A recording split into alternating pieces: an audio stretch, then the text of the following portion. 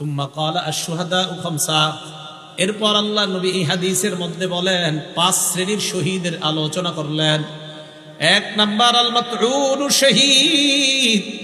মহামারীতে কোনো ব্যক্তি যদি মারা যায়, প্লেগ রোগে যদি মারা যায়, ওই ব্যক্তি শহীদ হয়ে যায়। 2 নাম্বার আল মাবতুনু শহীদ। পেটের রোগে যদি কেউ মারা যায়, কলেরা ডায়রিয়া হয়ে মারা গেলে ওই ব্যক্তি শহীদ।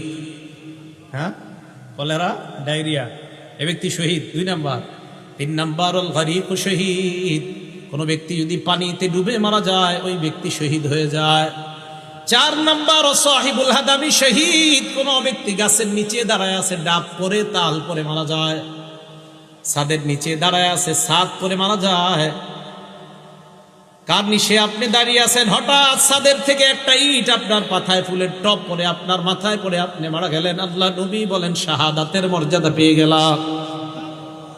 5 নাম্বার শহীদ ফি সাবিলিল্লাহ। আল্লাহর রাস্তায় যে জিহাদ করে শহীদ হয়, ব্যক্তি শহীদ হয়ে যায়।